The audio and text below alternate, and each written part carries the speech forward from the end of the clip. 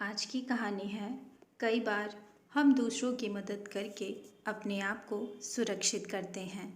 कई बार हम दूसरों की मदद यह सोचकर नहीं करते कि हमें इससे क्या लेना देना, यह उसकी परेशानी है। मगर हमें हमेशा दूसरों की मदद करनी चाहिए। कई बार दूसरों की मदद करके हम अपने लिए हमेशा कुछ अच्छा कर लेते हैं। बहुत समय पहले की बात है। रहमान चाचा के यहाँ एक चूहा रहता था। हर दिन की तरह उस दिन भी बाजार से गांव लौटते वक्त चाचा झोले में कुछ सामान लेकर आए। झोले में बिस्कुट का पैकेट निकलते देखकर चूहे के मुंह में पानी आ गया। लेकिन ये क्या, अगले ही पल उसके पैरों तले जमीन खिसक गई। चाचा आज बाकी सामान के साथ एक चूहेदानी भी खरीद कर लाए थे। चूहा फौरन भागकर मुंडेर पर बैठे कबूतर के पास गया और घबरा कर कहने लगा, यार आज बड़ी गड़बड़ हो गई। चाचा मुझे मारने के लिए चूहेदानी लेकर आए हैं, मेरी मदद करो। किसी तरह इस चूहेदानी को यहाँ से गायब कर दो। कबूतर मुस्कुराया और बोला, पागल हो क्या, भला मुझे चूहेदानी से क्या खतरा है। मैं इस चक्कर में नहीं पड़ने वाला। ये तेरी समस्या है, तू ही निपट। चूहा और भी निराश हो गया और मुर्गी के पास हाँफता हुआ पहुंचा। भाई मेरी मदद करो, चाचा चूहेदानी लेकर आए हैं। मुर्गा दाना चुगने में मस्त था। चूहे से कन्नी काटते हुए बोला, अभी हमारा खाने का टाइम है, तू बाद में आना। अब चूहा भागा भागा बकरे के पास पहुंचा और अपनी समस्या बताई। बकरा जोर जोर से हंसने लगा, यार तू पागल हो गया है, चूहेदानी से तुझे खतरा है, मुझे नहीं। और तेरी मदद करके मुझे क्या मिलेगा। मैं कोई शेर तो हूँ नहीं जो शिकारी मुझे जाल में फंसा लेगा और तू मेरा जाल कुतर कर मेरी जान बचा लेगा। और ऐसा कहकर बकरा जोर जोर से हंसने लगा। बेचारा चूहा उदास मन से अपने बिल में वापस चला गया। रात हो चुकी थी। चाचा और उनका पूरा परिवार खा पी कर सोने की तैयारी कर रहे थे।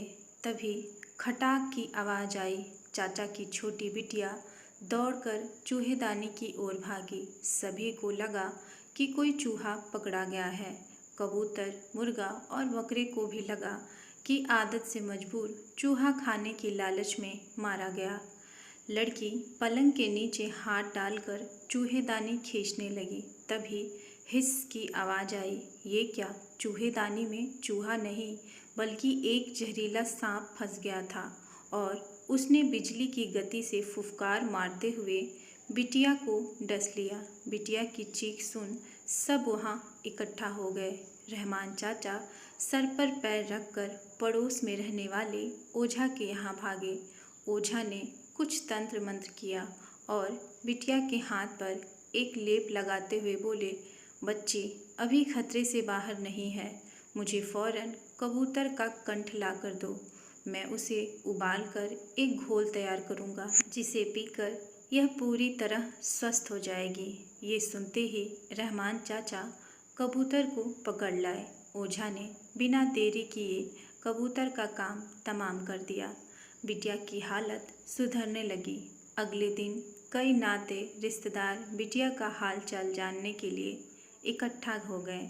चाचा भी बिटिया की जान बचने से खुश थे और इसी खुशी में उन्होंने सभी को मुर्गा खिलाने की ठानी।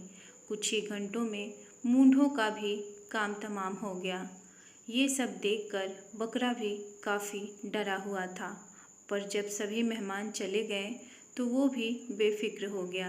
पर उसकी ये बेफिक्री अधिक देर तक नहीं रह पाई। चाची ने रहमान चाचा से कहा, अल्लाह की मेहरबानी से आज बिटिया हम सबके बीच है। जब सांप ने काटा था तभी मैंने मन्नत मांग ली थी कि अगर बिटिया सही सलामत बच गई तो हम बकरे की कुर्बानी देंगे। आप आज ही हमारे बकरे को कुर्बान कर दीजिए। इस तरह कबूतर, मुर्गा और बकरा तीनों मारे गए और चूहा अभी भी सही सलामत था। दोस्तों, इस कहानी से हमें ये सीख मिलती है कि जब हमारा दोस्त या पड़ोसी मुसीबत में हो तो हमें उसकी मदद करने की भरसक कोशिश ज़रूर करनी चाहिए। किसी समस्या को दूसरे की समस्या मानकर आंखें मूंद लेना हमें भी मुसीबत में डाल सकता है। इसीलिए मुश्किल में पड़े मित्रों की मदद ज़रूर करें। ऐसा करके आप कहीं न कहीं खुद की भी मदद करेंगे। तो इसी के साथ ये छोटी सी कहानी समाप्त होती है। आशा करती हूँ कि आपको ये कहानी बेहद पसंद आई होगी। अगर पसंद आई है तो कृपया वीडियो को लाइक और चैनल को सब्सक्राइब करें और साथ ही इसे अपने फैमिली और फ्रेंड के साथ भी शेयर करें। तो फिर कल मिलते हैं किसी और नई कहानी और जानकारी के साथ। तब तक के लिए नमस्कार। जय माता दी।